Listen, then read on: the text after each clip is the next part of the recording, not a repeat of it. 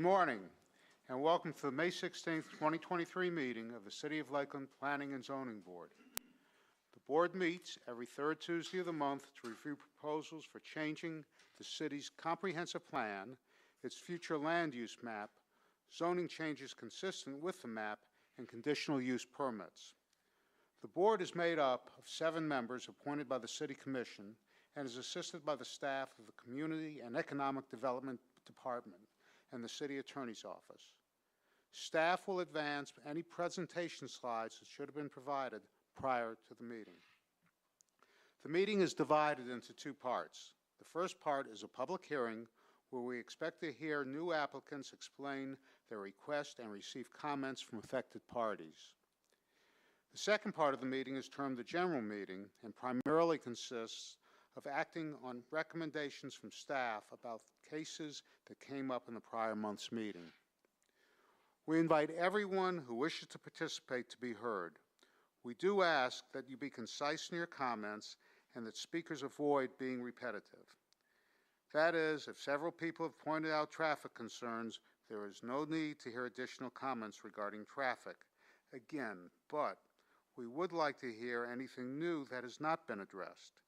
In order to allow everyone to have an opportunity to speak, there will be a 3-minute time limit for each speaker, and the clerk has a timer for this purpose.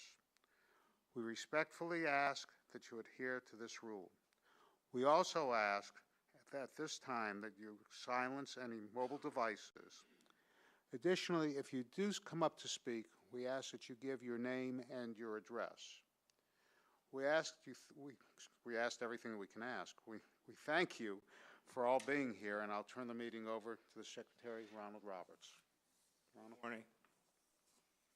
Item 1, conditional use to allow for the replacement of mobile homes within an existing non-conforming mobile home park on property located at 405 Union Drive. Owner, Williams Park Venture 1, Inc., applicant, Colin and Frank Williams, and this is for consideration of final decision. Hello, good morning. Damaris Stahl, Senior Planner, Community Economic Development. This request is for a conditional use permit to allow for replacement of mobile homes with an existing non-conforming mobile home park located at 405 Union Drive. The subject property is zoned for RA3 single-family residential in the urban neighborhood context district. It is also classified within the Robin Special Public Interest District. The following map displays the general location of the property, and it's approximately 2.91 acres in area. As you can see here, is generally located south of I-4 and north of Union Drive. Surrounding uses are mostly residential. The property consists of 24 mobile homes, 1 office, and a single family residence. The mobile home park was established around 1960, and the subject property was annexed in the city October 2nd, 2000. In 2002, special public interest zoning district classification was established for the Robson Street Conclave area to identify the non-conforming uses, including the existing mobile homes in the area. The following are pictures of the property. This here is the property signage on Union Drive.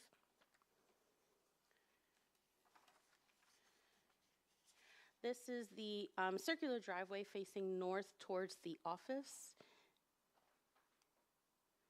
And this is the dumpster area near the circular driveway facing north. This is just a view of the circular driveway with some of the units towards the east. This is a dilapidated mobile home that is on the property. The drainage easement facing north and the drainage easement facing south towards Union Drive. This here shows the buffer area on the eastern side of the property boundary. And this is the northern boundary facing north. And this is the west side with some overgrowth, and there's no buffer on this side of the property.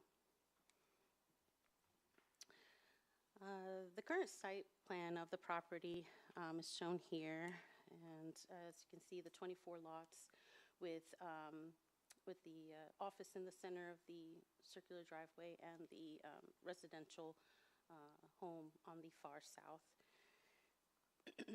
On January 12, 2023, a settlement agreement was entered between the mobile home park and the city to offer support of the property to allow for replacement of the mobile home units, as long as the improvements were made to the conditions of the internal streets and landscape buffer around the perimeter of the property. During this time, it was determined that certain mobile home units of the property were encroaching into the city's right-of-way and utility easements, and which have been like this for several years. And if you can see, this here is the area of the vacation easement there. The city agreed to vacate a portion of this easement since the existing mobile homes cannot be relocated without destroying them. Staff recommends approval for the replacement of mobile homes with the following conditions.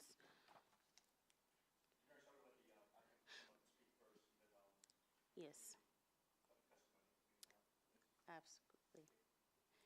So I will pause here and and allow the applicant to provide some insight and of course the public. We've owned this mobile home park for about 20 Excuse me, sir. Could you give your name and your address? Frank Williams. This is my wife, Colleen Williams. And this address is 405 Union Drive, Lakeland. We live in Winter Haven at 2585 Gerber Dairy Road, Winter Haven. And we've owned this park since around 2000. Some of the mobile homes are getting very old, so we wanted to replace them. And the conditions are no older than 25 years. We want to bring the whole property up. We have a lot of low-income people, like on Social Security and disability in there. We don't raise our rents, crazy like everybody else. We keep it very reasonable. A lot of families here. We just want to bring the park up and keep it nice and comply with the conditions that they've set forth. The landscaping buffers, the dumpster housing, things like that. To be able to replace them would be great, and we'll do that. I don't know. Do you have any questions? Do. Yes, ma'am. Are those mobile homes your property, or are they and you rent them to the residents? Yes, ma'am. And are any of those residents going to be displaced during that time that you're making all these changes? The ones we've cited right now are vacant, and then we're going to work forward. No, nobody will work forward. We have other property we can put people in and things like that and put them up, but we would not do that. Never. A lot of these people have lived there for a long time, and they're our friends. 10 years. Yeah. Questions? The residents who still live there been notified of the difference in their rent increase? We're not doing that.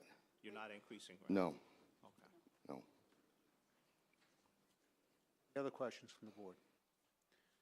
Okay. Any comments from the audience, from the public? Okay, do I hear a motion in that case to approve? We have conditions here we wanted to go through Conditions. first. Oh, I'm sorry. From Damaris, please.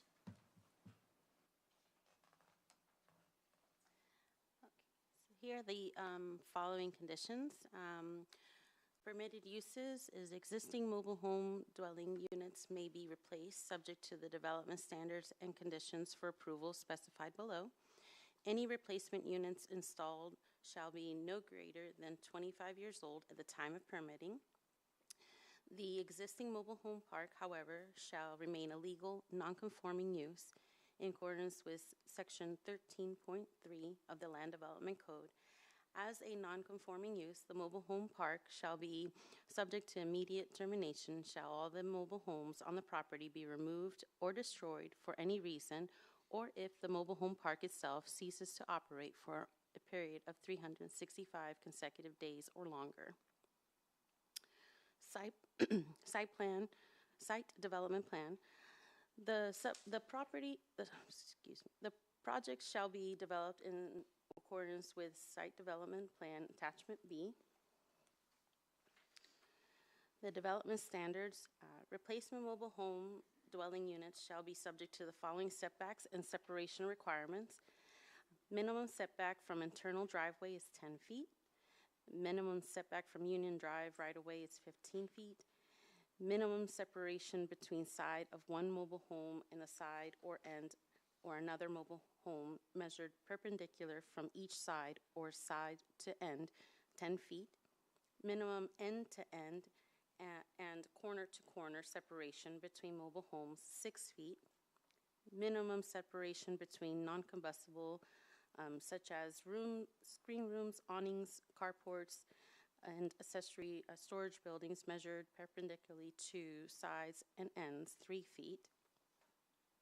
Minimum separation between non-combustibles such as, oh, I apologize, that's on there twice. Minimum setback from perpendicular boundaries, 5 feet, and subject to any applicable easements that are located on the property. There's some F pertain not to this- setbacks from the mobile homes from appurtenances, so that was kind of amended there. If you wanted to just go through that again, a little bit different. Okay, I saw, it looked the same. That's, okay, so this is a screen room, so minimum separation between the screen rooms, awnings, carports, and another mobile home on adjacent lot measured perpendicularly sides and ends is 6 feet.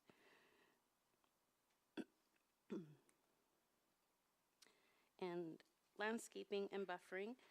A buffer consisting of 6-foot-high view blockage fence or wall and landscaping shall be constructed along the eastern and western property boundaries. The fence or wall shall be of uniform design and materials for the entire length. Landscaping shall consist of a type A hedge with a minimum of 16 shrubs per 100 feet of buffer length or fraction thereof.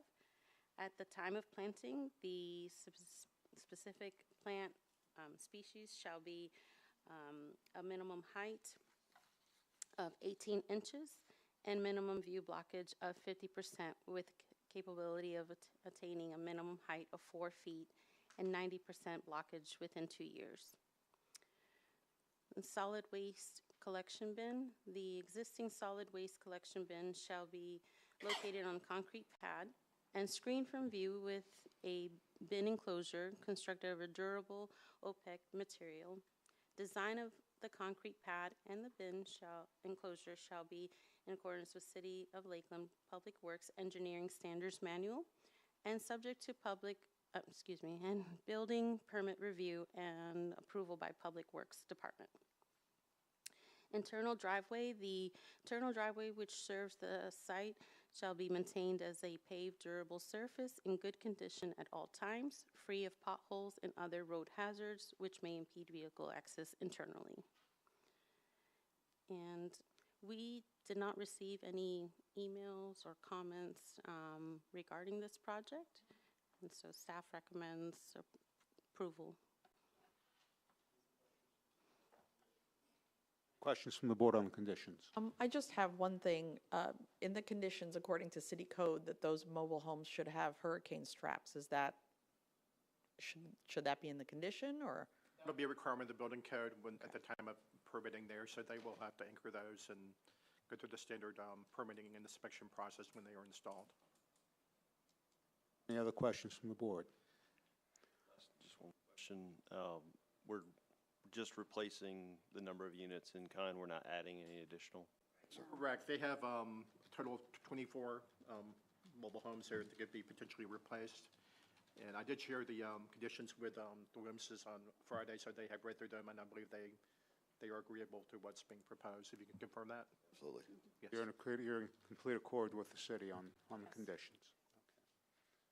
Any other questions? Of the 24, how many are occupied? All but four. The four that we're gonna start with. Anything else?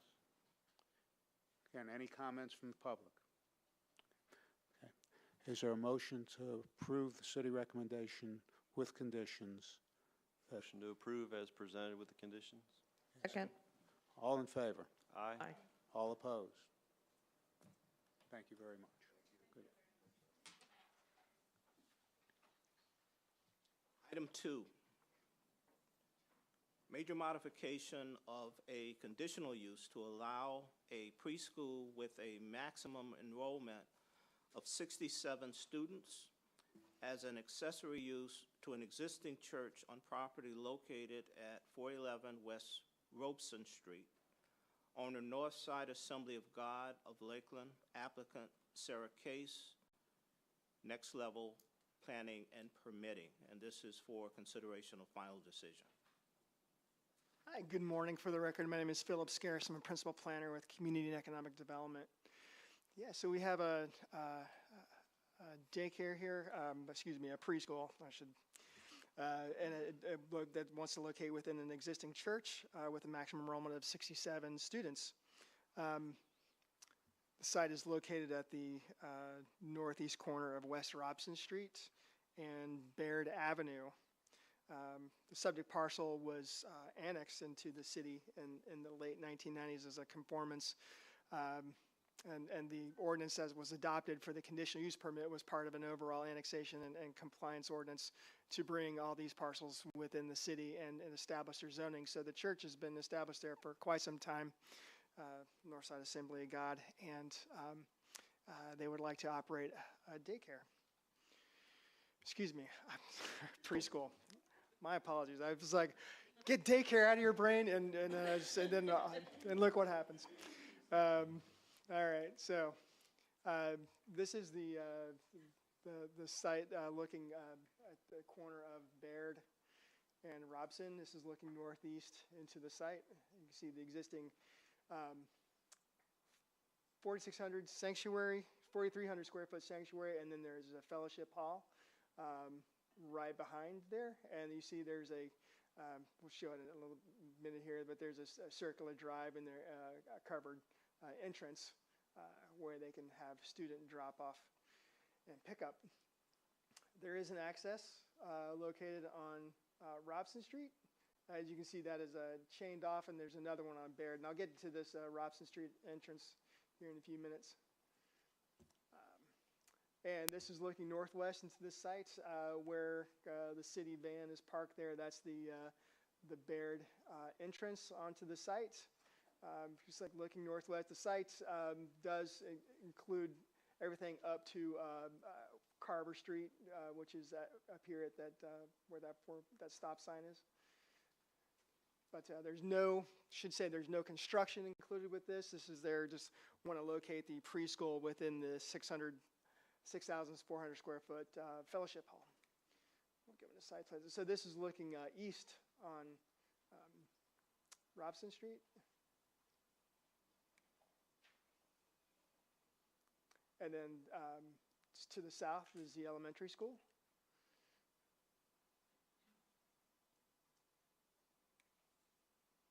And this is looking north on the side. This is their covered entrance where they'll have pickup and drop off. And this is also looking north. One of the conditions is to provide for a buffer. They have been proactive. They provided they built a 6-foot vinyl fence along that entire eastern property line there. So this is a site plan. Again, this is a kind of a what you see is what you get site plan. This is the existing site today. Their preschool is proposed to be located within the fellowship hall there. This is sanctuary. They have another accessory building. They have a vacant lot, vacant area up here at West Carver Street. Again, the Baird access and the Robson Street access here. Just to clarify, the students will be dropped off at the covered area there, they will go in through the existing sanctuary Yes. and then pass through like a small courtyard to the, Right, yeah, they'll to the cover fellowship in their building, little- so yeah, there's it'll a all be little, internal. exactly, there's a little covered area, right, between the two buildings. And there's concern about site circulation because with the elementary school across the street, that, you know, at those peak times those AM peak times you get busy. One of the conditions is that the Robson Street entrance will be closed during the drop-off and pickup times during the week for the preschool.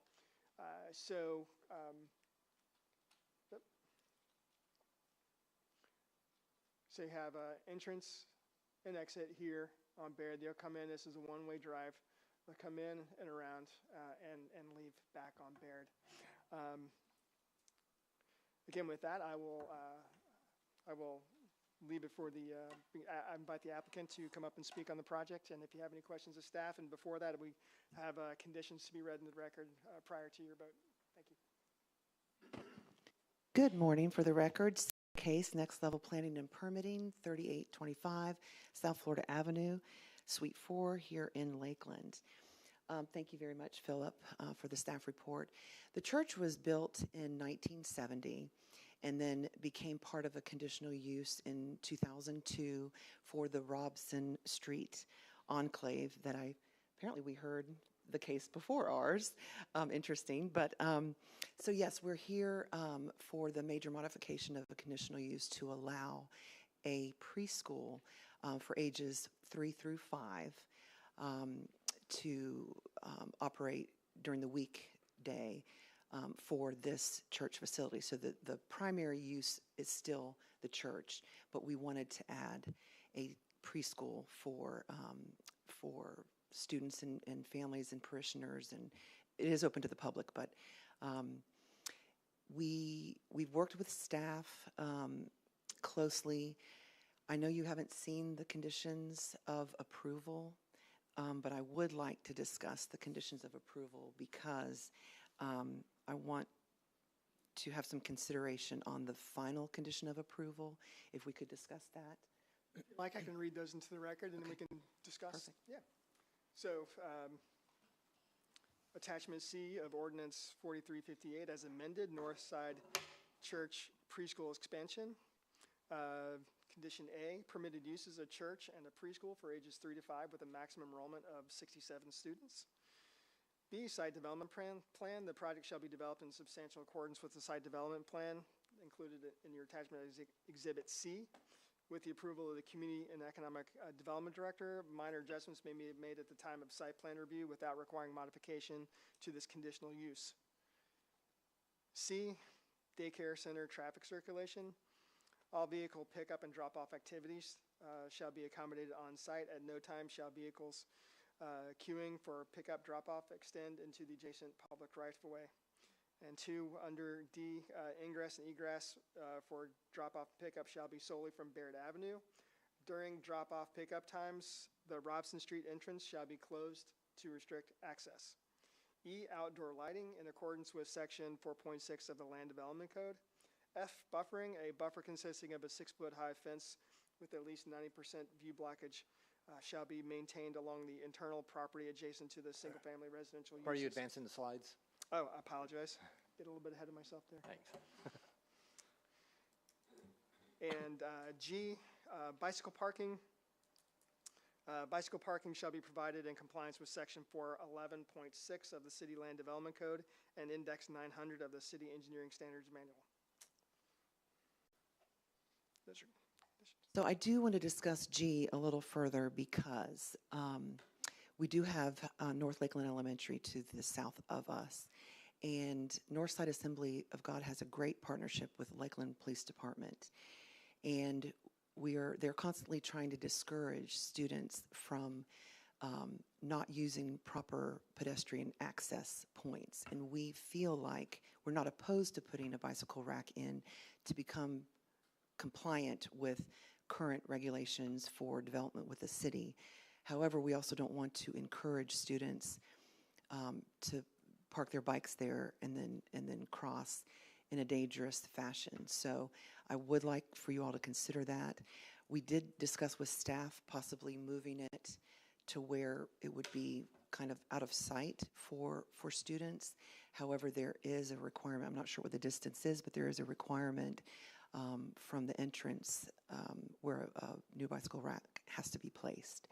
So again, we're not opposed to putting a bike rack in, but at this level, LPD doesn't weigh into things, but we feel like with our relationship with them that they would not really be excited about that. They have a presence there every day when school lets out, and is there in the morning trying to corral students that are walkers, and that is why we actually secure the parking lot to discourage parents from parking there and from students crossing at areas that are not safe for them.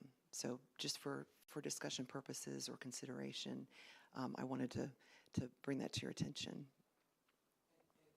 Really, since this is almost like a custom zoning ordinance, the bike parking can occur or be located anywhere on site, as long as it makes sense.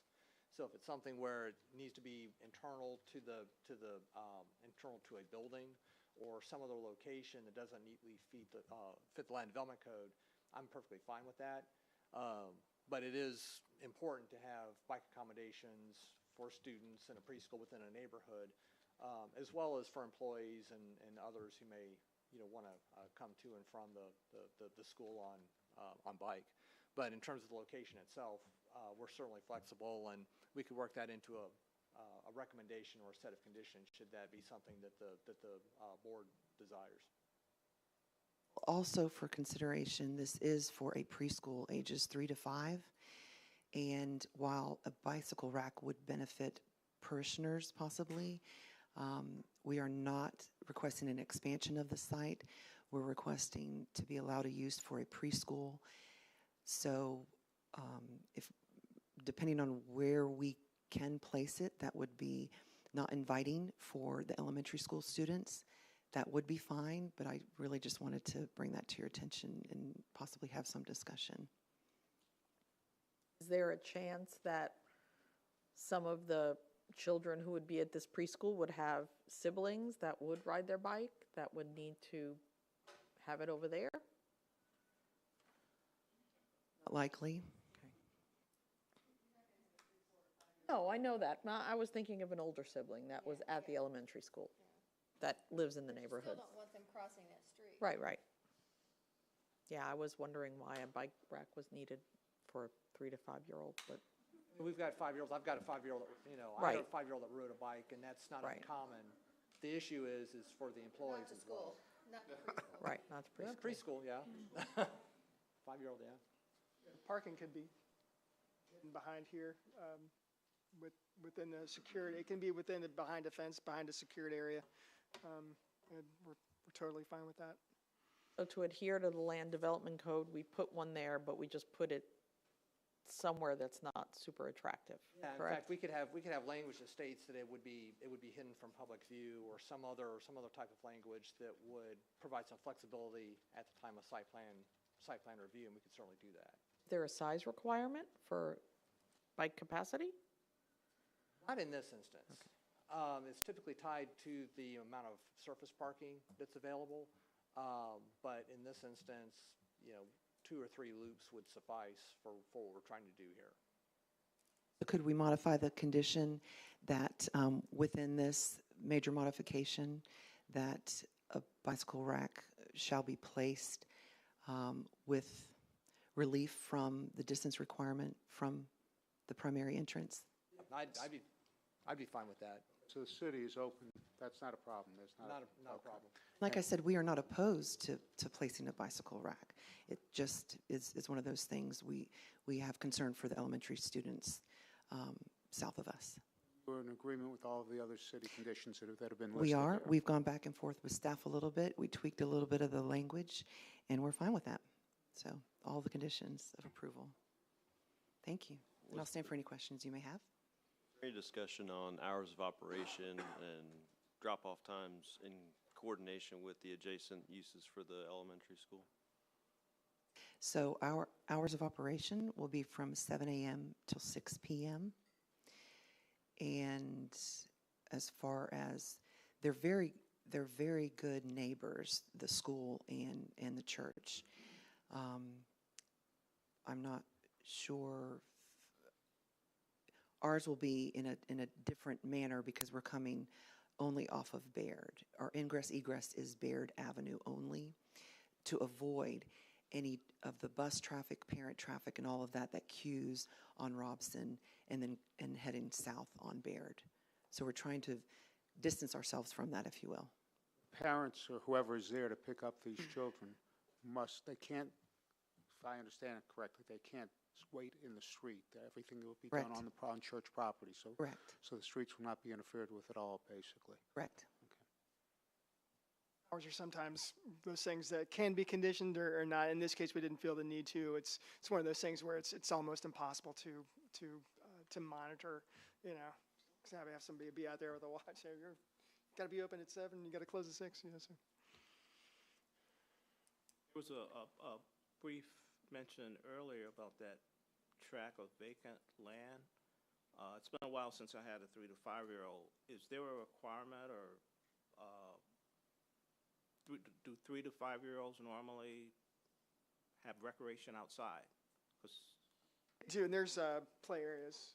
We have an existing They have recreational an area. existing play area that's already associated with the church here and here. This is, again, in this area here as you know, it obviously is undeveloped and vacant. It's part of Use the it church for, property. yeah, we use it for overflow parking on Sundays. Questions from the board? Would remind you need to ask for public testimony. Right. Okay. Are there any questions from the public, any comments from the public? No? Okay. Staff did not receive any calls or emails in opposition as well. Not- We did not receive any calls or emails in opposition. Is there a motion to approve the request subject to the conditions set forth by the city and the agreement of the applicant on the one issue of the bike racks? Move to approve as recommended with a modification to the last condition to be worked out with staff during site plan review. Is there a second? Second. All in favor? Aye. Opposed? Thank you. Item 3, minor modification of planned unit development zoning for Airport Commerce Park to adopt a new site plan and allow for a 4-story, 114-room hotel as a development option within Tract A on property located at 3650 Airport Commerce Drive. Owner Airport Commerce Partners LLC, applicant Timothy Campbell, Clark Campbell, Lancaster, and Munson, PA, and this also is for consideration of final decision. Good morning again, Damaris Stahl, Senior Planner of Community Economic Development. The following request is for a minor modification of planned unit development zoning for Airport Commons Park to adopt a new site plan and allow for a 4-story, 114-room hotel as develop option within Tract A on property located 3650 Airport Commerce Drive. The subject property is zoned PUD, which is Planned Unit Development, located in 3650 Airport Commerce Drive within the Suburban Special Purpose Complex District. It is located west of Airport Road and north of Drainfield Road. And you can see here, this here is an older aerial. This actually has been developed as well as this area here.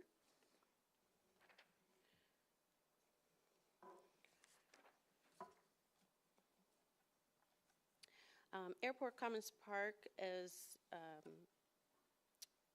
area change is only the Tract A, which will be this area here.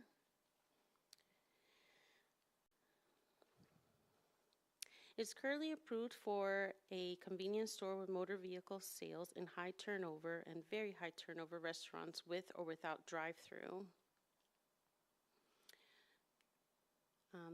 This year's the original site plan that was approved with the ordinance 5666. The area of change is actually going to be this side, as this site plan was modified 2020 was when. yes, in December of 2020, the minor modification for a 7-Eleven gas station. This here was the modification that was approved, and the area change that was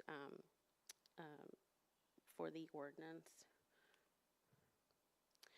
The proposed area change from a high turnover restaurant to the hotel is located in the circular area there.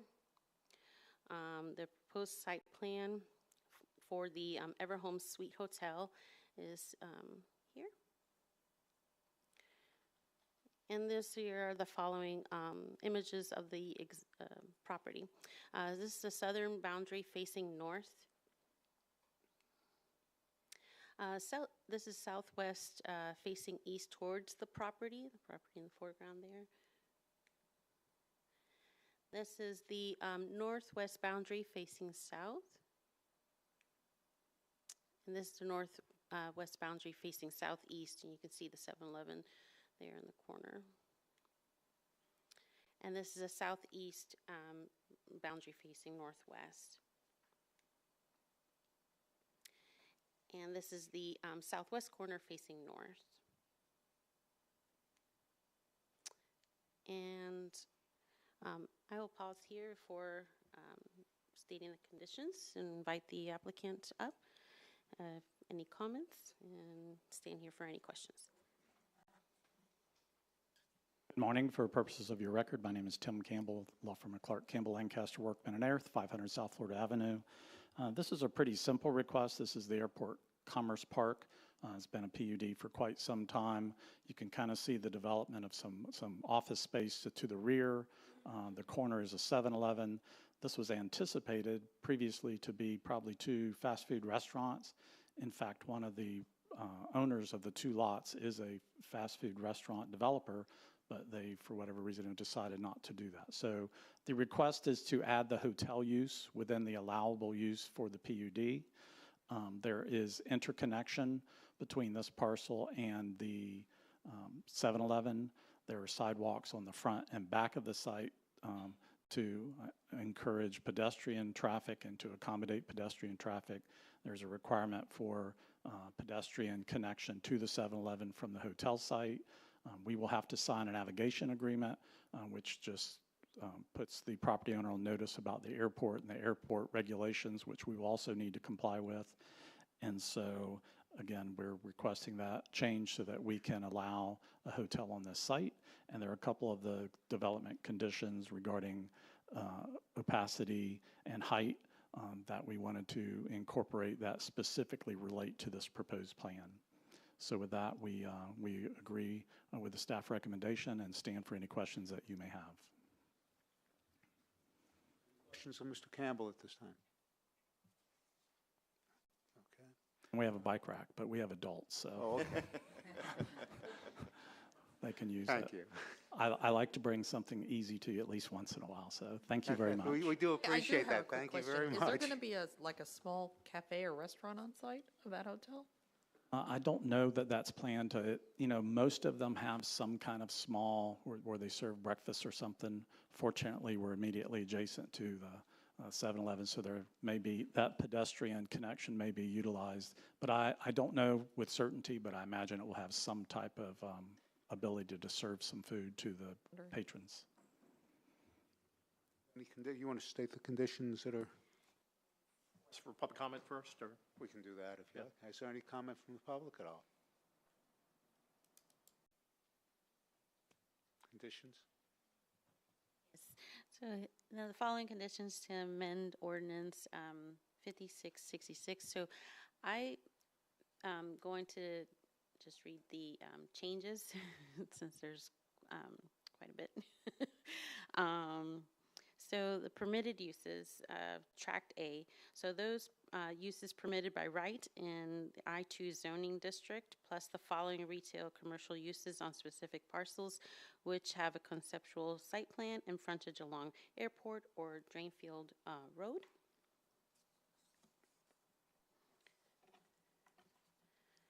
The south of Airport Commons Drive, development of retail commercial uses shall be limited to one of the following development options. Development option A is the convenience store with motor fuel sales as shown on attachment C2, and then restaurants high turnover and very high turnover with or without drive-throughs as shown on attachment C1. Development option B, a convenience store with motor fuel sales as shown on attachment C2, a hotel as shown on attachment C3. North of Airport Commerce Drive, the following retail uses shall be permitted in accordance with attachment C1. Development standards in accordance with I-2 suburban special purpose sub-district standards except as shown on attachments C1, C2, C3, and as follows. Tract A hotel, maximum building height is 4 stories, 55 feet. Maximum intensity of use is 114 hotel rooms. Ground floor building transparency for streets facing hotel facades, a minimum of 20% of ground floor facade of the hotel when measured 2 feet above grade and 10 feet above grade at the pedestrian sidewalk level, shall consist of glass windows and doors with visible transmittance rating of no less than 40%. The F is the transportation section, and then it's number 2. And so it is A, the development within Tract A shall be limited to one access point on State Road 572, which is Airport Road, as shown on attachment C1, replacing the Airport Commons Drive intersection. And then D is sidewalks shall be required along all State Roads 572 Airport Road, Drainfield Road, and Airport Commerce Drive project frontages. Each principal building on the development site shall be connected to these frontage sidewalks via Americans with Disability Act compliant pedestrian routes. If the Tract A hotel option is implemented, an ADA compliant internal pedestrian route shall be directly connected with the hotel with the adjacent convenience store to the east. In the event that Tract A hotel option is implemented, a easement agreement of that parcel shall be executed and recorded with Polk County Clerk of Courts. And I'll just put back the the site plan for you to see. And then staff recommends approval of this minor modification to the PUD with the above conditions. And I stand for any questions. Questions? Obviously, you are in agreement with all of the conditions. Yes, sir. Okay. What's the adjacent use to the west? I believe there's just a lot of vacant. There are for retail, if you look in the pictures, oops, I think it's this way. Most of these are still kind of vacant, but they're just shell of buildings. I can tell you that. Yeah. That the uses that are developed on the site are kind of it's an industrial-based park. And so they're a combination of office, the type of office that have some warehouse space in it, those types of businesses. The one immediately west, I think is under. The studio that's in one of the buildings on the west side. Right, of so the there, site as well. this is a younger park as far as it being developed. So a lot of them are newer. There are tenants who are coming in, and then there are several of them that are presently occupied. heavy industrial uses where we're moving machinery or anything like that late at night kind of thing? No, that's not something that's allowed in this district. And keeping in mind the need for the rooms, we're immediately across from the Lakeland Linder International Airport and in close proximity to the corporate headquarters for Public Supermarket. So from a demand perspective, it's a good location. In the PUD, it has permitted uses for this park, and if you look in your packet, you should see the original ordinance, and it just has, office support retail, specialty, commercial uses, indoor, commercial recreation uses, and of likes. That's what's permitted for this park. Transit that comes down Drainfield? There is a route operated by the Citrus Connection that serves the Amazon facility to the west. And our hope is that service would also get reestablished on Airport Road. We've got some transit conditions for development further to the north that also this would tie into. So there's definitely some transit options in this area. And the proposed pedestrian improvements would facilitate those access points in the future? In fact, the overall master site has a transit shelter that was installed in front of the building to the west. And so that's already in place and was done as part of the initial infrastructure development. I assume there were no comments from no letters or any phone calls? No, I didn't receive any emails, no comments at all. Okay. Any other questions? Is there a motion to accept the recommendation of the department with conditions as attached and as agreed to by Mr. Campbell? I move to accept that. Is there a second? All in favor? Aye. Opposed? Thank you, Mr. Chairman and board members. Have a good day.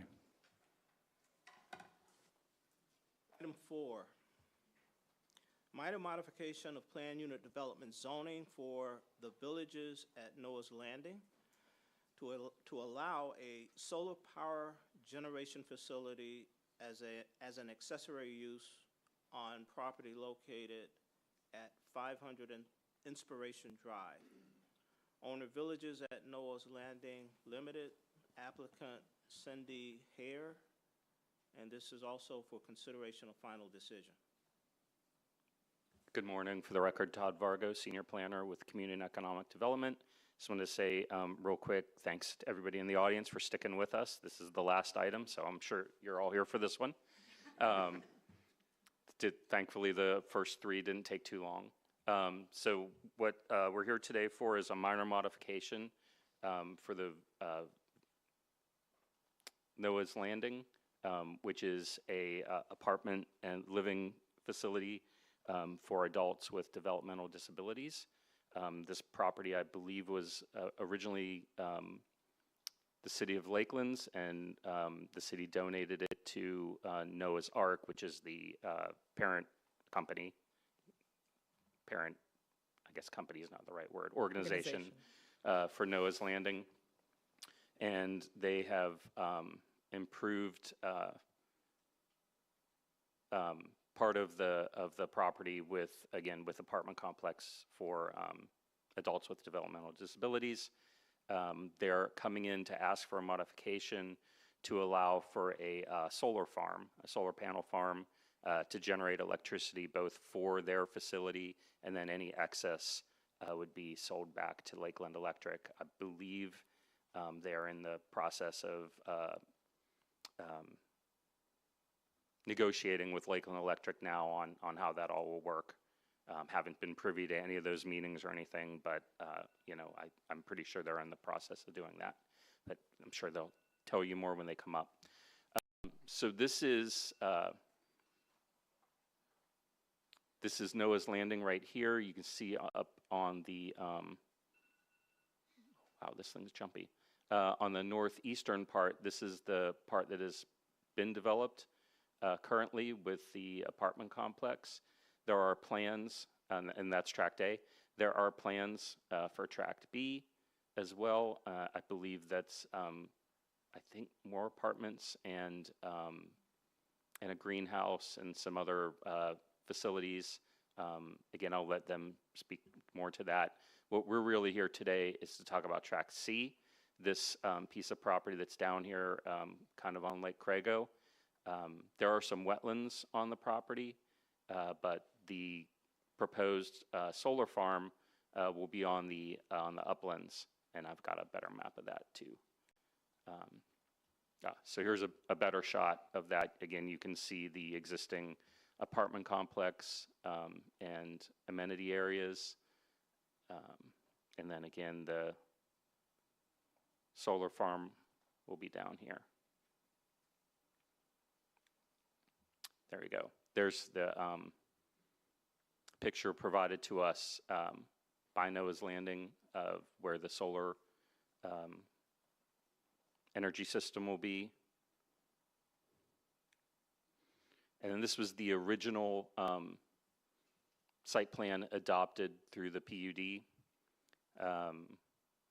This is, of course, is Tract A. You can see the apartments again and the amenities. No changes to this is proposed. I just wanted to put this here because it's part of the original PUD and is going to remain part of the PUD after this minor modification as well.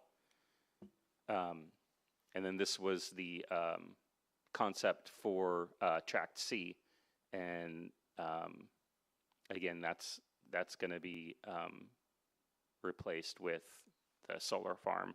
Although I think they do have some other plans to use. Tract C won't solely be a solar farm. It'll also have possibly some other uses to it, which we'll talk about in the conditions. So back to, so attachment D will basically, as you saw before, will split Noah's Landing into tracks A, B, and C. C being what we're here today to talk about, the solar farm, which will, I believe, take up approximately 20 acres. And I think at that point, I didn't have all that much. I don't have any slides of the property. I was kind of relying on these aerials because, as you can tell, the paved road access stops here, and you saw the planning van in a slideshow that Philip had for his case. And while the planning van is great, I'm not about to take it off-roading. So, anyway, so I will stop here, and I will let the representatives from Noah's Landing come up and tell you a little bit more about their plans. Thank you so much for all of your help through this process. I didn't realize how intense the very beginning steps are for a zoning request, and I couldn't compliment the city more for the guidance and the assistance that they've provided. But I also would beg the board's pardon to allow for just 30 seconds before you start my 3 minutes, and I would ask those representatives in the audience that are here in support of this plan, representatives from our board of directors to please stand, representatives from our staff to please stand. Could you give your name and address, please? I certainly will. My name is Connie Bamberg, and I'm president and CEO of Noah's Ark of Central Florida. We have representatives from the property management company. We have subject matter experts that are at hand. We have donors and volunteers. We even have a resident, Casey, joining us today, and one of our founders, Miss Margaret McNutt. And I am just the vessel delivering their voice to you in representation for the project that we are trying to get underway. So thank you all so much for being here and supporting me through this process, and they are just a snippet of the support that's coming our way from all of the families that we serve. So thank you to the members of the Zoning Board for a moment of your time to share the vision of this important and historical moment for Noah's Ark of Central Florida. As this pebble hits the water, the ripple effect that will be generated is far-reaching, and we couldn't be more pleased and excited to take this first step with the city as our potential partner. As a charity that is now in its 26th year, we provide beautiful, low-income housing for those adults with physical and intellectual disabilities, as Todd alluded to a moment ago. We supplement that focus by bringing to life every possibility for those nearly 150 residents to live a life that is filled with opportunities equal to their capabilities. Noah's Ark helps improve the probability of these individuals thriving in their life, not just existing. What we are not is just as important as you contemplate approving our minor modification request, and that is that we are not a licensed assisted living facility or even a group home. We do not have our residents on lockdown. We do not have a required screening process or a check-in for all visitors who come to our community. We do not monitor their whereabouts 24/7. We do not know or run background checks on our guests, nor do we monitor Uber drivers or any other delivery personnel.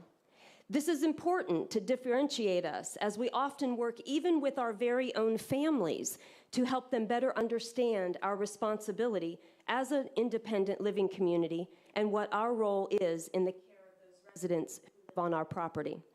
They are, in fact, living independent, although that independence might come about with the aid of their own families, their own guardians, and or even their own supports being actively present in their lives.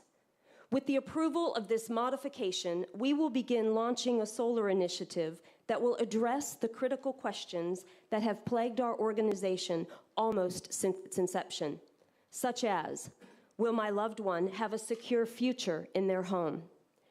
Will I ever be at peace as a parent regarding the stability of where my child lives when I die? And who will absorb the care after my death, the care of my child, if Noah's is not sustainable? Will the city step up? The rezoning from residential to commercial helps our charity pivot from beggar to business partner.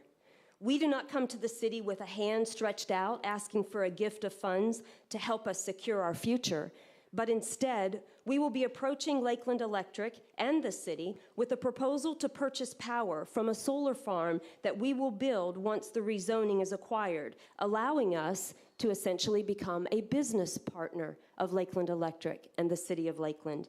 That RevGen will guarantee monies to offset operational needs while still allowing the charity to raise the critical donations to fuel our mission work, benefiting the residents.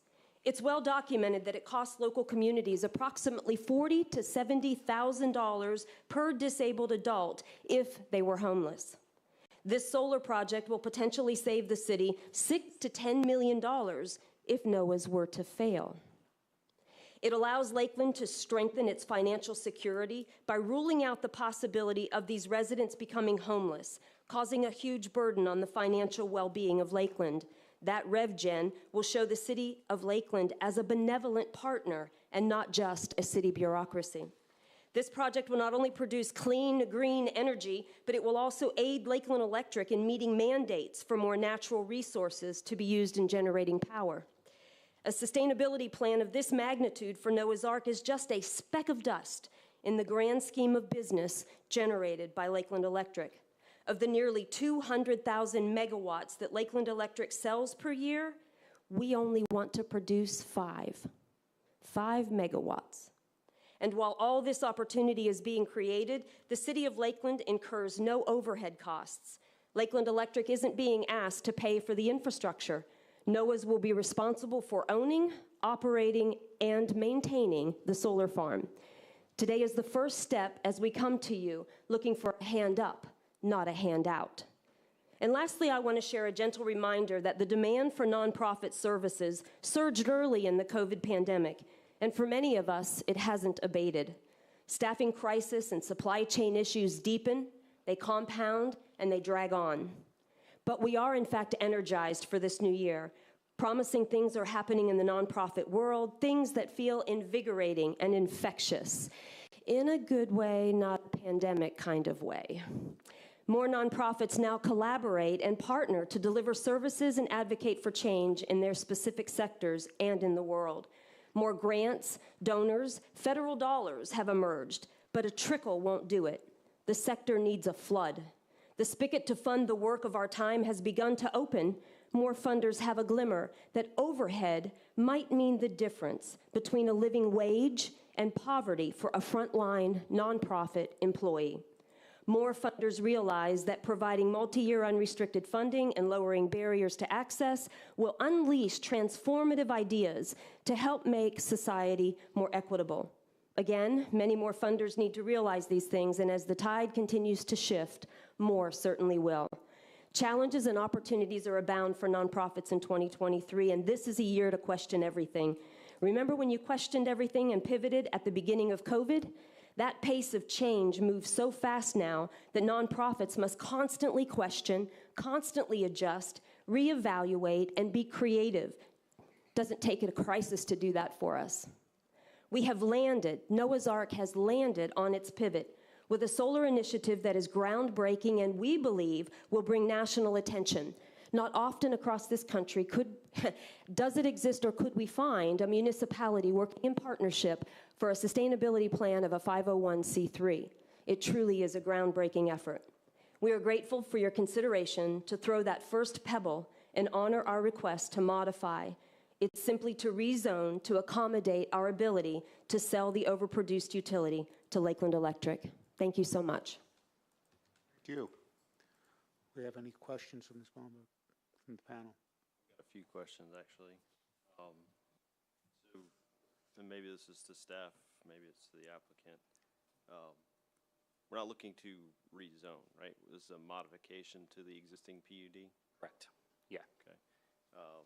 And it's just for the allowance of a solar farm? Yes. So we're The not, other uses are already permitted, the recreational, the vocational, the greenhouse, and those type of activities are already permitted. Animal uses are permitted as well? I believe so. Yes. Yeah. Yes. Yes, ma'am. We're intending to use those animals as not only help for maintaining the solar fields, but we're working very closely with the University of Florida. With me is Cindy Hare. She is our director for the advancement of philanthropy, and she has brought a tremendous pool of resources from across the state to guide us through this process. So we have their Department of Horticulture helping us build a horticultural therapy program for our residents. We have music therapy. We're working with the city on their butterfly garden to have a section of the garden dedicated for just relaxation. And we also have, we're working with the IFAS department down in Bartow. We want to sell the produce that we generate from the garden itself so that we'll have some opportunities for the residents to be employed to help us manage that and to learn how to work and manage money, go into the marketplace and sell that produce. And Cindy, if there's anything else you want to elaborate.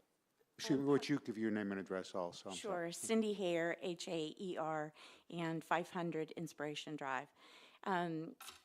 So in our partnership with the University of Florida, the College of Medicine and the Horticulture Therapy Program, they offer a vocational training, so allow our residents to be trained so that they can be employed inside of the greenhouse. The greenhouse is anticipated to be approximately 1/10 of an acre, and it will be a vertical garden with hydroponics. So those are innovative and forward-thinking in ways for our residents.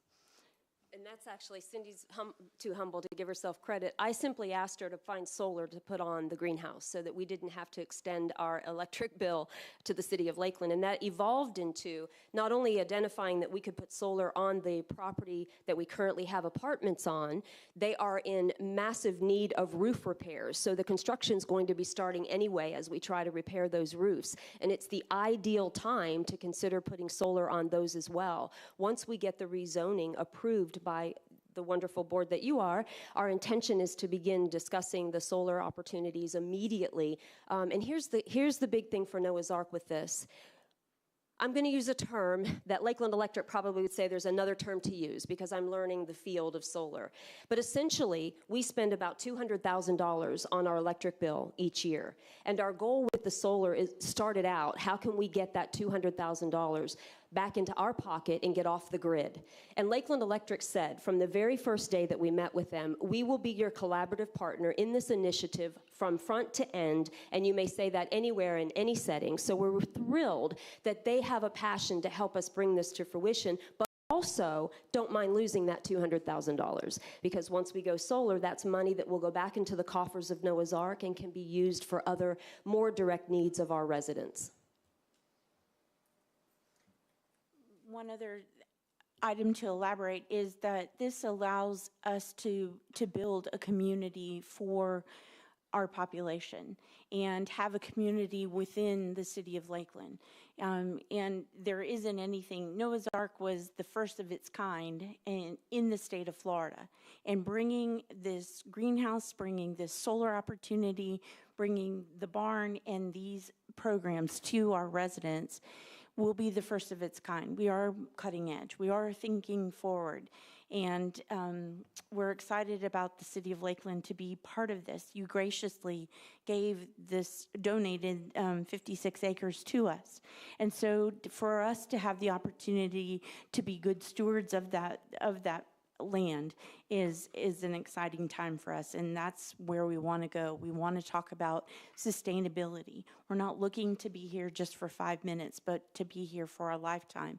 I'm a native Lakelander. I was born and raised here, went to school here, left, came back, went to Florida Southern, graduated from Florida Southern, have worked for the University of Florida and for Florida State University, and here I come. I'm back at Lakeland to bring home all the things that we have, that I've been blessed with. So I thank you for your consideration. We did receive a couple of questions from some of our families. Most of the support was entirely positive towards this project because they see the long-term benefit. The sustainability model that we are creating is unlike anything else, again, referring to the relationship that we would have with the public utility. Some of the concerns were, well, you're going to be under construction and there will be strangers on our property. Well, that would be true, and strangers on the property is an everyday thing. We have Federal Express, UPS, deliveries of food. We have vendors on site. We have maintenance crews. We are not responsible for screening every entire person that comes on grounds. But what we are responsible for, and we take very dearly to our hearts, is the education that we provide to the residents and the assistance that they will give them in any kind of traffic flow change of construction crews coming on site to enable us to get this solar farm off the ground.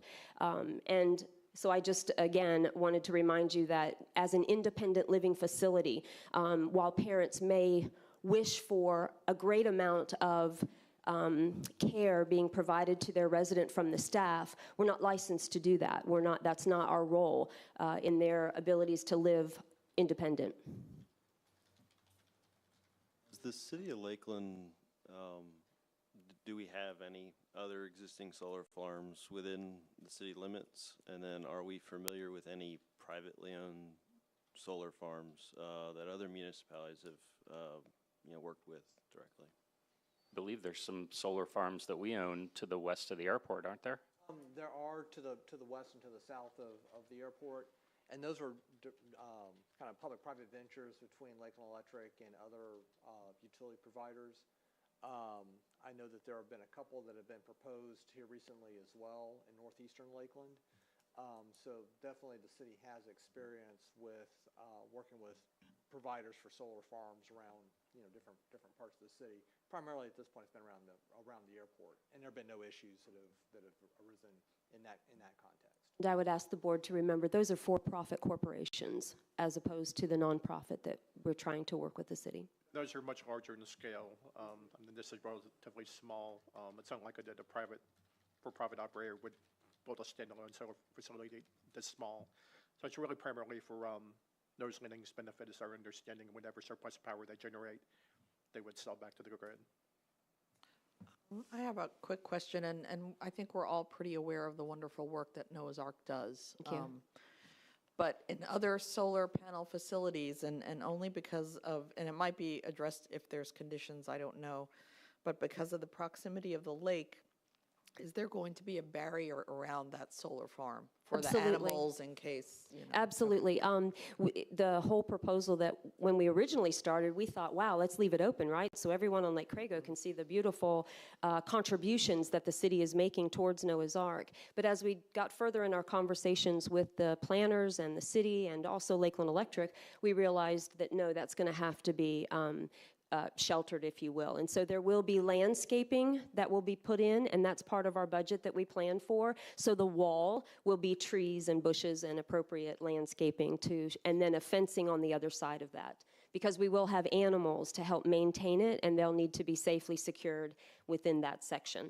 Right, and my thinking was in case one of them got sick, they would go for water, they would end up in the lake, and no one wants a dead goat in a lake. No, ma'am, we certainly, no, we certainly do not. And we, in fact, solar's not, this is not the first time we've talked about solar, and I just want to point out Margaret McNutt, who is here with us today. Margaret is one of the original founders, and she has been a proponent of this project from the original building of the facility. Solar was on their target.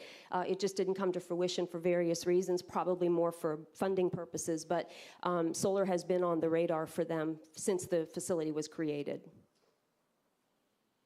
I'd like to also add that Lake Crago is a protected lake shore in our land development code, and so no structures or any kind of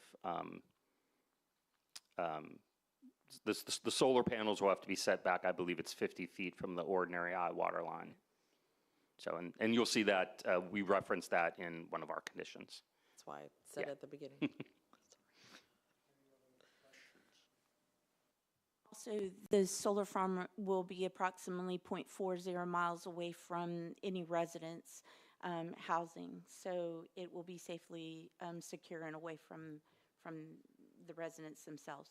And since I'm not good with a ruler, my staff reminded me that that's the equivalent of about 4 football fields. Out of curiosity, what's the approximate range of the ages of your residents? What a great question, Lyle. Thank you so much for asking that. Residents are able to live there at the age of 18 until their death.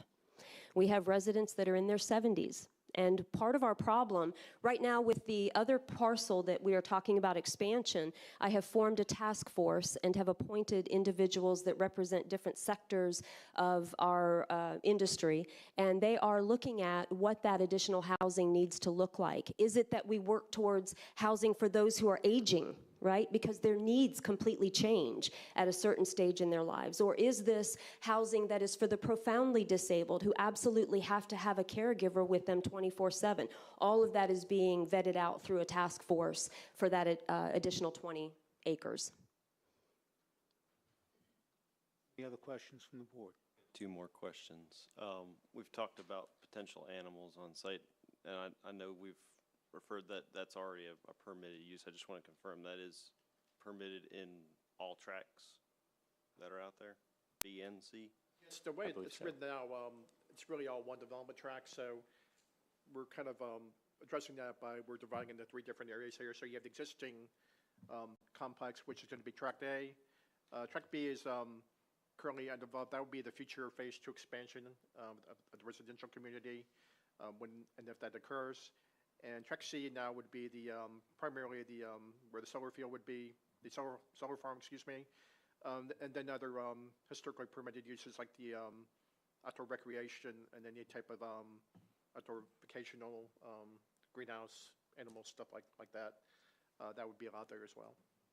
And I'm, again, not familiar with what the engineering is behind it, but are there any other anticipated infrastructure needs to then sell the electricity? So are we gonna, is there electric lines that need to get run through the existing parcels, things like that? So joining us today is a spokesperson for our organization. He is a subject matter expert on solar, and that is a direct question for him, and he certainly will be able to answer that. So I invite Batista Madonia to join me in answering your questions.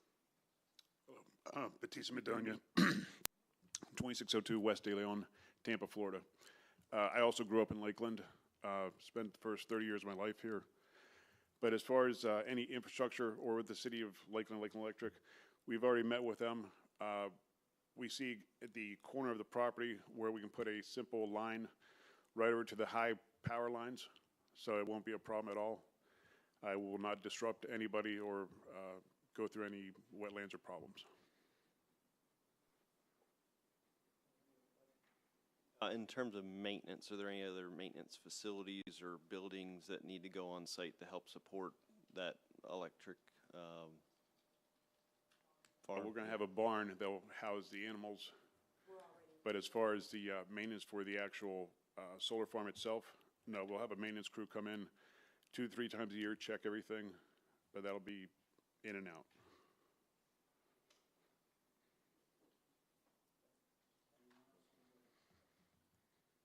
Before you open it up to the public, I just wanted to say that we have gotten, received calls from about, I think about 5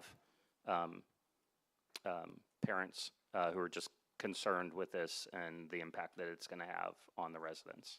So I don't know that they're necessarily opposed. I think they just pretty much had questions. But To that point, we have not rolled this out to the families that are part of the organization because it's too early. We didn't know if we would get zoning approval. You know, we still have a lot of steps to go through, and to trickle out a little bit of information at a time is a less healthy way, in my opinion, of announcing and opening the floor for the families to be made aware. The board of directors guide our organization. Essentially, the families are tenants and they rent the space from us, so their concerns are absolutely taken into consideration, and we have that parent voice on our board, but there's always someone that's maybe not on page with what our plans are, and certainly I'm sure that you'll open the floor to anyone that might be here to speak to that. I think one important aspect to think about, this is not a 1 to 2 to 3 year construction plan. This is a 90-day in and out done. This is not something that's going to be a hardship on the residents because it is far in the back. There's not going to be, you know, I've been up at the end and had machinery at the other end. You don't hear anything. This is not going to be, you know, it's going to be certain hours during the daytime. It's not going to be intrusive whatsoever. Comments from the public? All right, do we have the conditions? Do we have somebody up there? Okay, I'm sorry.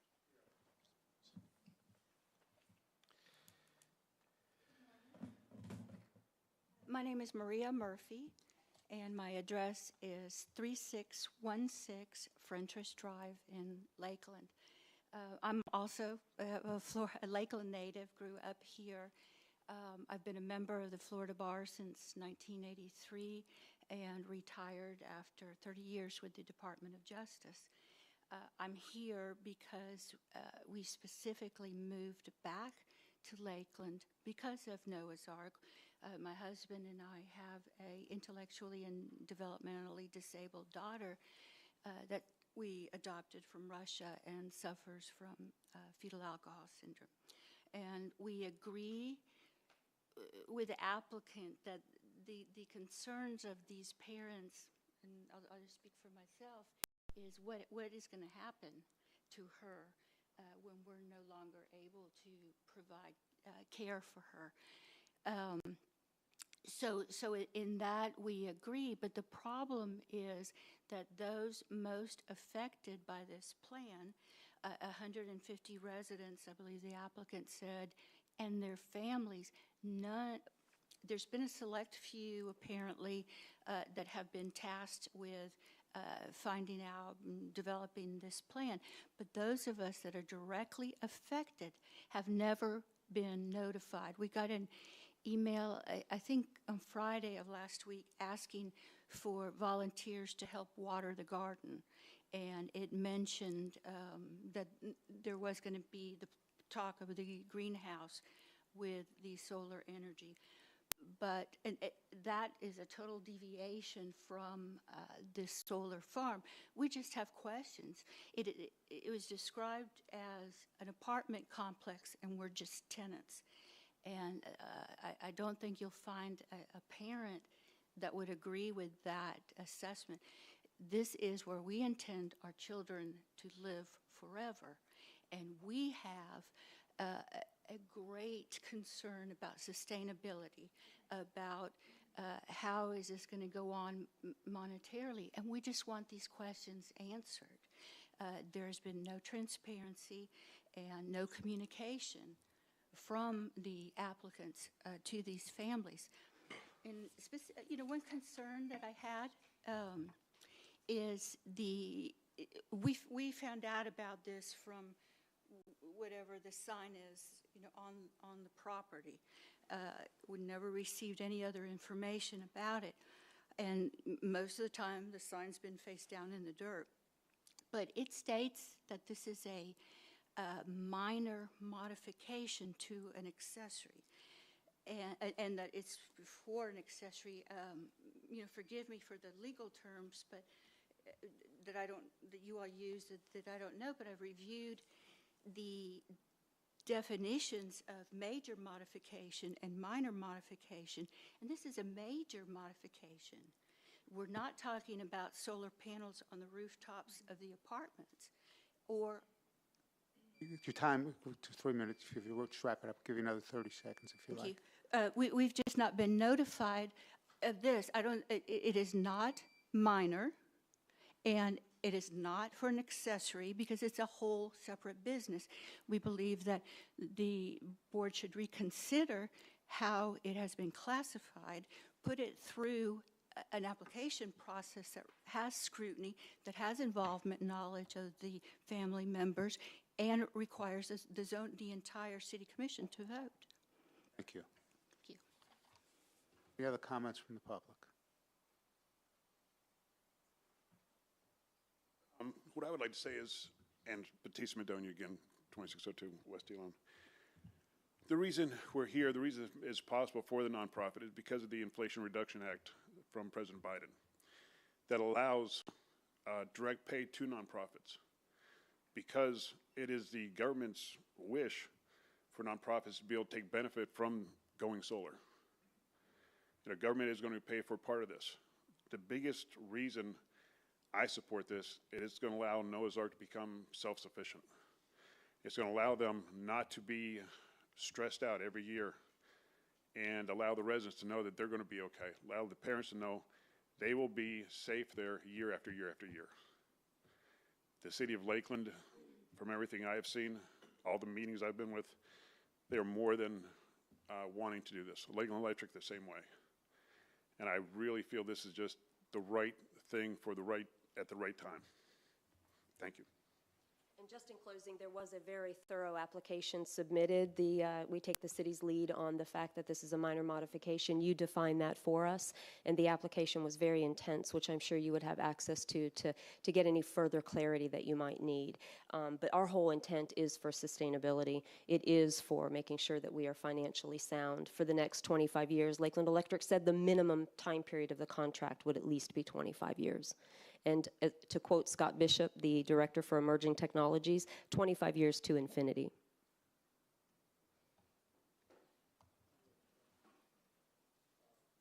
Do you have anything, any conditions you want to present to us at this time?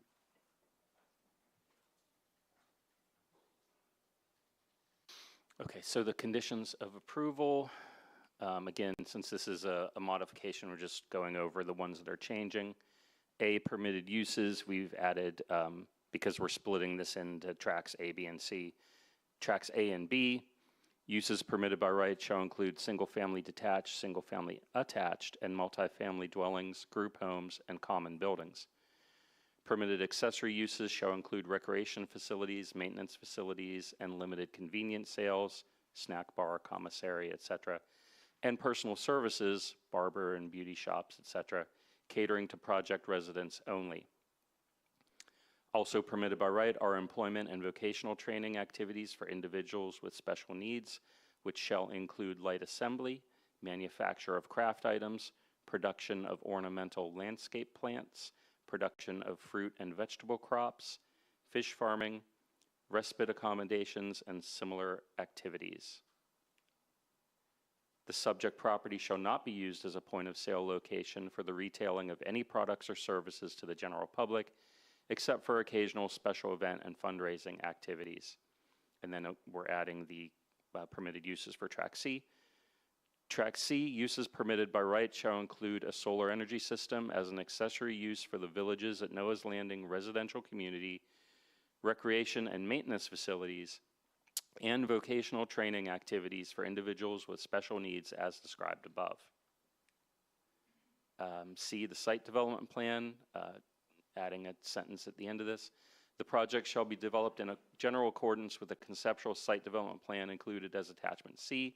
The building arrangement and types shown is conceptual and subject to change. Development of the solar power generation shall be subject to site plan approval and the development standards specified in section 5.21.2 of the Land Development Code. D, development regulations, we're adding number 4 at the bottom.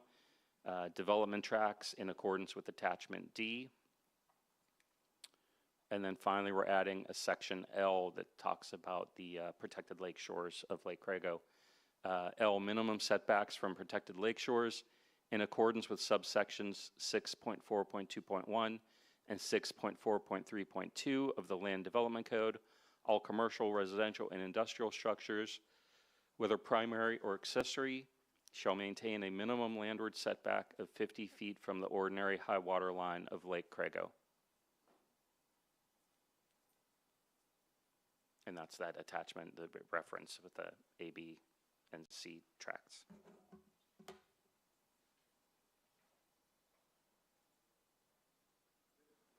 Any other comments, any questions? The graphic that's shown with the solar panels, that's not an attachment. We're not binding them to exactly where they're proposing to place them. No. Okay. At this stage, we have not received the conceptual site plan for the actual solar farm, so they wanted to go through the development review process for site plan, and so that would be an internal administrative review to review compliance with the Land Development Code and other departmental requirements. And at this stage, we don't make people do, heavy engineering like a wetland delineation study or anything like that. So this is subject to change depending on, of course, if, We did incur the expense of the geotech studies on the land just to be sure that we weren't venturing down something that would be an impossibility. So we did make that investment on the front end to be sure that it could even be built. I just want to confirm some language that are in the conditions. So condition A, the second page there, so it says subject property shall not be used as a point of sale location for the retailing of any product or service. Maybe it's a question for city attorney. Does that language prohibit then the sale of electric? That would be for more I know what the retail intent type. is. I just want to make sure Yeah. that language isn't misconstrued somehow. Thank you for taking care of that for us to ensure, because we certainly don't want it to prohibit us from selling the utility. The intent there is that our residents do make jewelry, and sometimes they want to be able to sell that jewelry, and we tie it to fundraisers. But more importantly, with our community garden, we are going to be producing quite a bit of product, and we want to be able to take that out to the market and take it off property to sell it, not to do it on property. So we don't want to increase the traffic flow coming down Melody Lane, with the exception of when we expand and have additional residential homes for more cars to have to come in to park, to live there. And I read it as that shall not be used as a point of sale location, meaning I can't drive up there and say, hey, I want to buy some of your electricity. I don't think that's what it's intended for. That's correct. And it was to ensure that we didn't turn the place into, say a mini celebration where we had our own retail stores and restaurants and such. Question I have, I know with the talk of the greenhouse, do you have an exhibit that shows exactly where that would be located relative to the solar farms in Tract A? I don't think we've gotten that far in the development phase of where it actually will be physically located. We do know that the first section, is it, and I'm sorry, which part of the parcel is that? Go ahead, Cindy. Is it, yeah, it's B, thank you. It's B. And so we would anticipate it being as close. We have a fence line currently separating parcels B and C. So the greenhouse would be where, a little bit where that tree line is. It would back towards Lakeland Harbor and be as close to the exit of the property. The barn would be located closer to Lake Crago, and that way it'd have better access to the solar farm.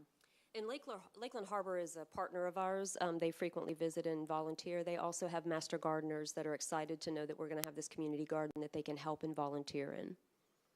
So we have not seen any preliminary designs for the greenhouse. We did receive a call yesterday from one of the parents indicating they thought it was going to be 3 stories in height, which would be very unusual, but can you maybe elaborate on that, what your plans are for the design? And yes, I will scale let of this? Cindy elaborate, and certainly we can send you any details on the greenhouse as our research has provided, but I'll let Cindy speak to that.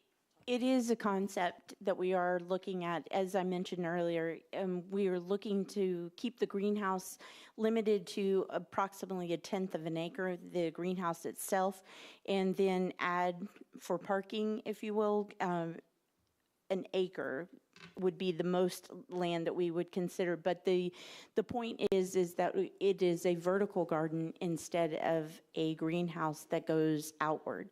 And so we also are looking from Vertical Harvest in Jackson Hole, Wyoming. They have a 3-story vertical garden, and they employ intellectually and developmental disability I mean, people. just typically greenhouses, they're 1 story. Sure. Around here, and so that type of structure, if that's your intent, that may require some type of variance down the road or other consideration. That was not part of the application here, other than Correct. the basic use, so just trying to make you aware of that. Correct. forward. And we're in the beginning stages in terms of fundraising dollars have to, and research, continued research has to go into that before we'll ever even get to that place. But we certainly will follow all the necessary zoning and things that we need in order to make that happen. And the other question I have too is in terms of the where the animals would be kept.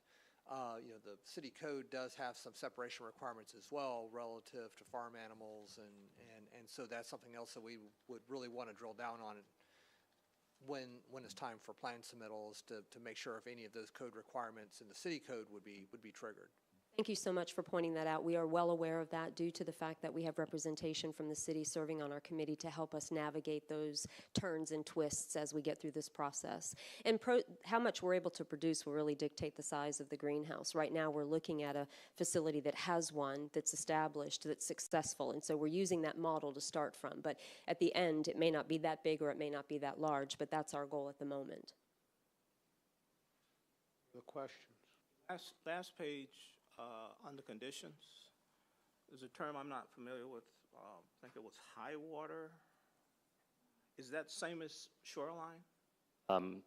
I don't believe so. It's not really a term we're familiar with as planners either. It's really something used by lakes and stormwater. It's based on sort of an annual survey of the lake level, to the actual datum. So they determine that annually because it fluctuates over time there. So that would be determined at the time when they go through permitting where that line is. It's like with our summer rainy season, a lot more water collects in the lake, so they Waterline. would take 50 feet from the highest point of the lake with the most water in it. So the level's not static, so it kind of, So depending it's on. low right now because we've been in drought, like but that. as we get more Yeah. rain, it will rise. Yeah. Excellent. We did not know that. Thank you. And at the time of plans review, we would have representatives from the Lakes and Stormwater Division also looking at the placement of the solar panels to make sure that those requirements are met based on the land development code. Any other questions? Any other comments from the public? Okay. Is there a motion to accept the recommendation of the board, of the department, to approve the I request? move that we approve this according to the conditions that staff presented. Is there a second? Second. Okay. All in favor? Aye. All opposed? Thank you.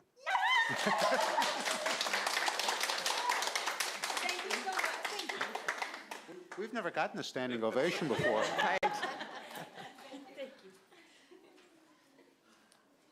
Item 5, review of minutes from the April meeting.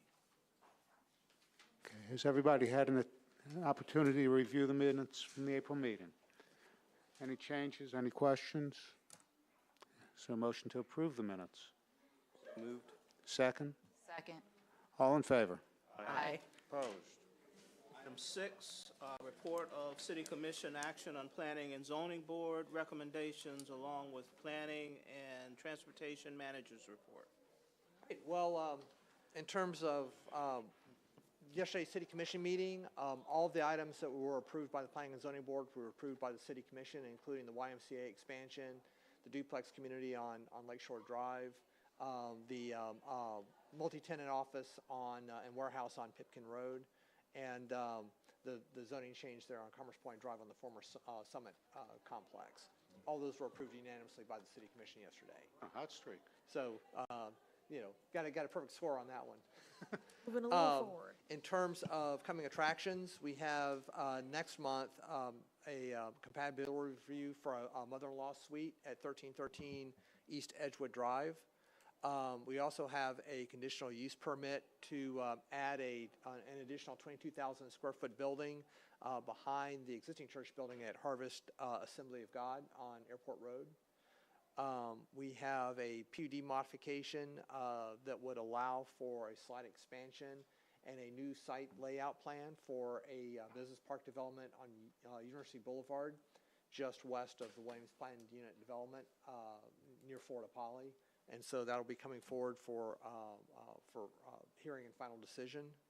And then an office addition down at Grasslands on Hardin Boulevard, 8,000 square foot expansion, two-story building, and so there's a request coming forward for that as well. So there will be hearings on those next month. House. A question, just as I was doing casual reading of the Land Development Code. There's a section that talks about PUDs that are 5 years or older. We could go through the rezoning process. Are there instances like that that are out there? We haven't, to my knowledge, and Matt, correct me if I'm wrong, but to my knowledge, the City Commission hasn't elected to take advantage of that 5-year provision in the past. It's there, but they haven't decided to revoke or rescind a PUD, based on that 5-year timeline. Do we have PUDs that are out there that have been sitting that long? We have some going back probably the early 90s that, for whatever reason, were never built. And so those cases, if someone came forward and wanted to develop them, we probably would require they be updated to reflect all the changes since then, because there's a dramatic difference between what the city allowed 30 years ago and what we would do now. So we probably, what would be approved would be significantly different than what was originally intended. So is that something that the city looks at on a periodic basis, just knowing there's a lot of potential development going on, a lot of changes that, like you said, have happened in the last 20 years, just something to think about. There are instances where we do look at, if we're aware of development occurring around an older PUD, we take a look at compatibility and what may actually be kind of, maybe requested in the future, and trying to look at compatibility and make sure that there are no issues. The other thing that we also try to do too is that, and we see this like in the business park or the warehouse sector, that certainly the buildings have changed over time and the market has changed and the uses have changed over time. Looking to see that is our terminology still valid? Are those do we need to look at things a little bit differently? Because just time marches on, and so we look at those as well. And so, and as Matt said, generally when we act on it is if there is a request to move forward, because even with an older PUD, developers are going to want to have changes to meet the current market demand. And so that's the time for us to refresh and get things more current. We saw that last year with the PUD for the multifamily down on Parkway Frontage Road next to Lockheed Martin. That one was another 25-year-old PUD, and it just really didn't make sense in today's housing market, and so we were able to get conditions that made sense. I believe we have a case next month for Interstate Business Park. That's an older industrial park next to I-4 and Kathleen Road.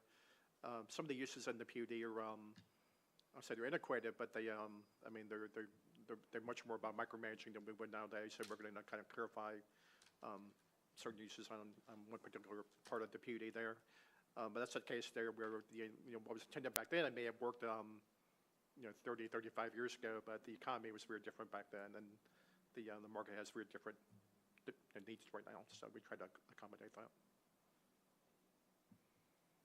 And something, and this is probably a good time to bring this up too, and Mr. Landback can jump in as well. There's some legislation that has been approved in Tallahassee that because of our proximity to the landfalling sites of Hurricane Ian and Nicole, our restrictions in terms of not being able to update our comprehensive plan or land development regulations until October of 2024 with anything that is seen as being more burdensome or restrictive. So, we were planning to move forward with some LDC amendments this summer. Looks like unless there's some additional reading, different interpretations on this, it looks like that those may have to be put on hold because of this legislation that as of Friday was heading to the governor's office. That was all kind of folded into an overall emergency relief management package that was approved by the legislature this year. And that's just a delay in action of new, As it stands right now, it would be October 1st, 2024 would be the earliest that we would be able to, if it's signed by the governor, it would be the earliest that we would be able to approve anything that's more burdensome or restrictive. It's also retroactive to September of 2022. Yes. So it goes back pretty far. So we're gonna have some homework to do to figure out what. You'd have to review old cases. We're gonna have to review to see if there has been anything on, but there is a caveat that it says that this is not, it doesn't apply to anything that is initiated by a private party. So when we do have things that come before this board in terms of changing some sort of conditional use where it may be more burdensome or some sort of, condition that is placed that is more restrictive, if it's initiated by the applicant and not the city. So we have to go back and look and see, what types of changes have been made since then by the city, initiated by, by our Community Economic Development Department. You're also planning on revisiting the affordable housing standards, which you recently approved earlier this year. As part of the session, the legislature did further expand that and also preempt the city's ability as far as the process requirements. So I believe we had a compatibility review provision that we're not going to be able to require anymore there. So we were planning on meeting that, but they also, I believe, raised the threshold from 25 to 40%. But they also some other requirements between the density and height that we're not going to be able to control as much before. So we were planning on bringing that back at some point. So that may be something we may be able to do under the current requirements, because that would be in alignment with the Florida statutes. Definitely a lot of homework we're going to have to do to see what the rules of the road are going forward. With more developments coming up on Drainfield Road in the airport, is Citrus Connection planning to increase any of their lines at all or service? At this time, it's been, the conversation's been really more around the route structure itself. Get more coverage on Airport Road particularly. In terms of additional frequencies, that doesn't really seem to be in the cards at this point. We do have some, through some development agreements, Riverstone's providing funding for 5 years of operating costs. Orlando Health will be at a certain threshold. They will be buying a bus, 5 years of operating costs. Hawthorne Mill will be buying a bus. So the hope is that by some of those other agreements that we have and the agreements that are required between those developers and the Citrus Connection, that we can get more frequent service in South Lakeland in general, the Lakeland Highlands corridor and Southwest. But it's, we're always hoping to try to get the frequencies to 60 or 30 minutes, in those more suburban type areas outside of the city center. But it's funding is a big challenge right now. Comments? Any other questions? Do I hear a motion to adjourn? So moved. All in favor? Thank you all very much.